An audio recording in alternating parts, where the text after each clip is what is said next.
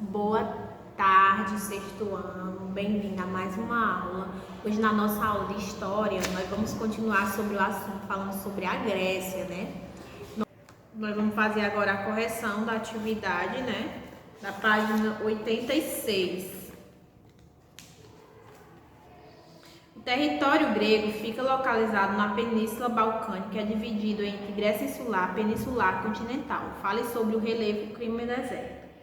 Como nós vimos lá, né, seu relevo é montanhoso, rochoso, 80% do território é formado por montanha, o solo não é propício para plantação e destaca-se o cultivo das oliveiras e a criação dos caprinos ovinos. A Grécia Insular é formada por várias ilhas, sendo banhada pelo Egeu. A Grécia Peninsular tinha terras férteis e climas favoráveis, o que fortaleceu os laços dos habitantes nessas áreas.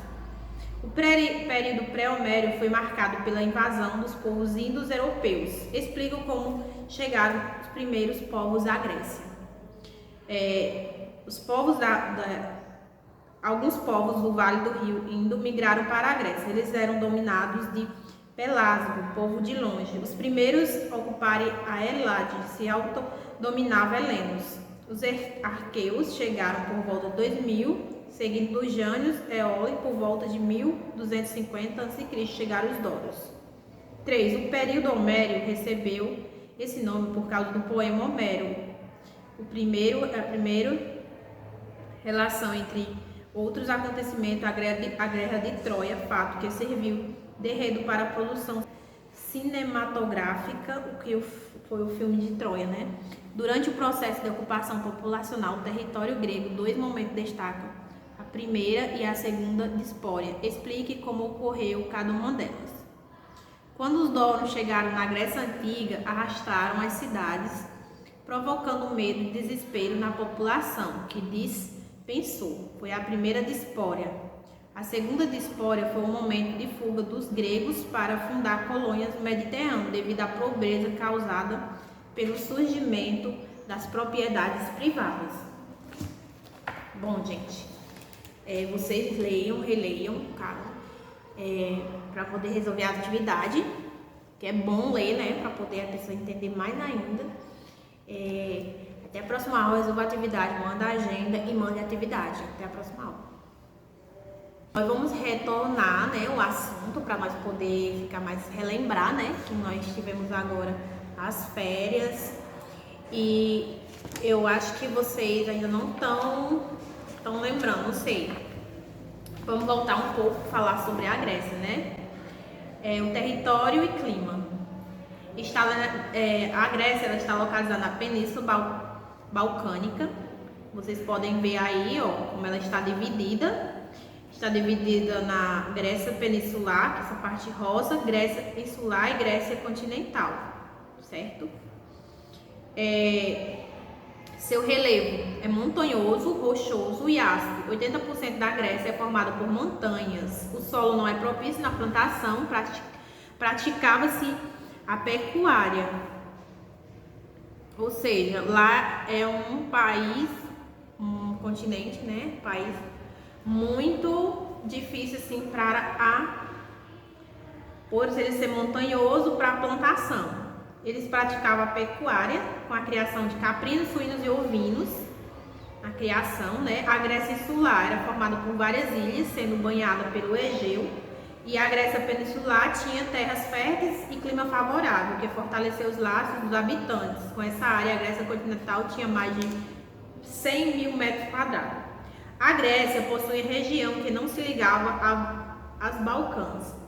Localizava no sul da Europa, aproximadamente na Ásia Menor, a atual Turquia. As cidades-estado dessa região sofrem muita pressão dos persas e dos povos da Mesopotâmia, como você já estudando sobre os povos persas, né? Inclusive, havia a penetração dos traços culturais desses povos na cidade da Grécia, dando uma configuração diferente à região de Balcãs. O clima e temperaturas constantes, mas tanto o verão quanto o inverno eram rigorosos, prejudicando a produção da plantação.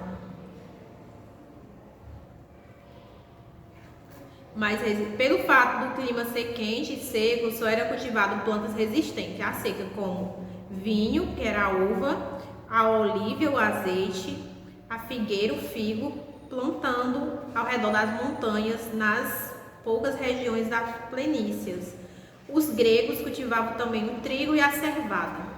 No litoral podemos encontrar muitos golfos, banhas e ilhas. Isso permitiu o desenvolvimento da navegação e do comércio marítimo. O relevo é bastante acidentado, dificultando a comunicação com outros povos. O mar foi, portanto, a grande vila de comunicação. Eu tenho uma indicação de um filme para vocês, que é Helena de Troia, né? Que nesse filme vai falar sobre o Homero. O Homero ressurge em Helena de Troia, um espetáculo das telas. Ele vai falar também, vocês podem conhecer mais um pouquinho da cultura, do jeito de lá, entendeu? Muitos historiadores utilizam 5 períodos para titular a Grécia. São elas: o pré-homérico, o homérico, arcaico, clássico, Grécia clássica e Grécia helenístico. O pré-homérico, como nós já vimos, né? Do pré-homérico arcaico. Foi marcado pela invasão dos povos indo-europeus. Alguns povos do Vale Rio migraram para a Grécia. Eles eram dominados pelasgo, povo de longe, denominados, né? Os povos ocupados de uma região autodenominava helenos, nomearam na Elade. Os arqueus, povo de origem indo-europeu, chegaram a Elade por volta de 2000 a.C. Ao se estabelecerem na Grécia, passaram a conquistar vários povos, já habitavam a região e começaram a comercializar com vizinhos, mas os cretenses habitavam na ilha Creta, dominando o comércio mediterrâneo. Por volta de 1700 a.C., ocupavam a Grécia de Jônio, que se estabeleceram na região da África, fundaram a cidade de Antenas e o Hélios, que fundaram a Tessália. Povo Elóis, que fundaram a Tessália, quando finalmente chegaram os dórios,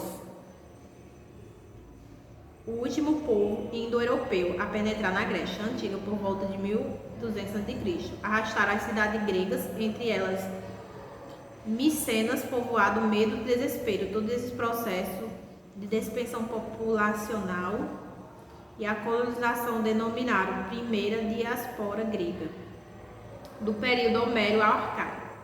Após a primeira diáspora, devido à destruição causada pelos dórios, os gregos voltaram a ter uma forma de organização parecida com a do período neolítico.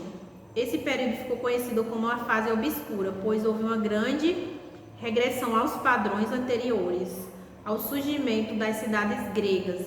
A escrita caiu em desuso, a arte perdeu sua exuberância e a organização política regrediu aos pequenos clãs. Esses clãs dividiam-se em famílias chamadas gêneros, ou comunidades gentílicas. Nessas comunidades, as pessoas eram unidas pelos laços de parentesco, geralmente buscavam, em um passado remoto, o único ascendente. Nesse caso, era um herói ou um semideus. Na sociedade gelítica, cada um tem seu papel escolhido pelo chefe. Caso se recusasse a fazê-lo, era expulso. Tudo era produzido, era distribuído igualitariamente para cada membro dos gêneros, impedindo a ascensão de alguns deles. Apesar de a distribuição da população ser de caráter igualitário, existia uma organização social que favorecia aqueles que tinham um grau parentesco mais próximo. Paterfamiliares, chefes de gêneros. Os gêneros eram um tipo de família formada por várias outras famílias, que se consideravam parentes e moravam na mesma terra, onde todos trabalhavam e distribuíam entre si o produto do trabalho. Esse período foi chamado de homérico por causa dos poemas de Homero, o Ilíada e a Odisseia. O primeiro relata o momento da guerra de Troia e o segundo aborda o retorno Ulisses à sua terra natal, Ítaca. Alguns pesquisadores são céticos em relação à existência de Homero. A autoria dessas obras desconfia-se que os poemas foram compilados da história, passando de geração em geração através de oralidade, que a única coisa que Homero fez na verdade foi passar para o papel.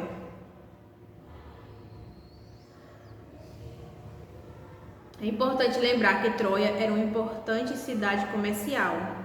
Há historiadores que os consideravam uma cidade mitológica. Mesmo assim, eles estariam hoje na planície dos Dardanelos, o nordeste da Turquia. Com o decorrer do tempo, os habitantes de Gênesis passaram a encontrar dificuldade para manter sua organização econômica e social, pois as técnicas arcaicas não conseguiam suprir o desejo do consumo da população, devido ao considerável aumento demográfico.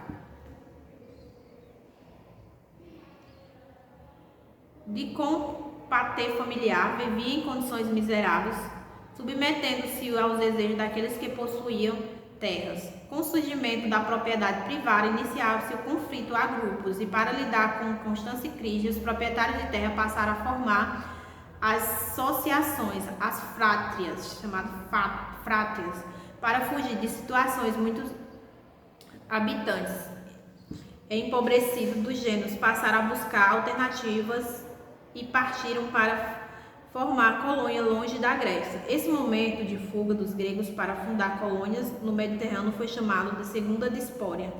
As principais regiões ocupadas pelos gregos foram o sul da Itália e ilha de Sicília, área denominada Magna Grécia. Com essas mudanças foram reforçadas as diferenças sociais. Aos poucos, os frátrias se uniram na formação das tribos, que por sua vez se organizaram em demos. Os demos deram origem às cidades-estado, o polis. Foi no período arcaico, entre 700 a 500 a.C., o que houve um processo de degradação da sociedade elítica e o surgimento da polis, cidade-estado. Nessa altura deram-se os primeiros avanços significativos para a ascensão da democracia e observava-se também uma revitalização da língua.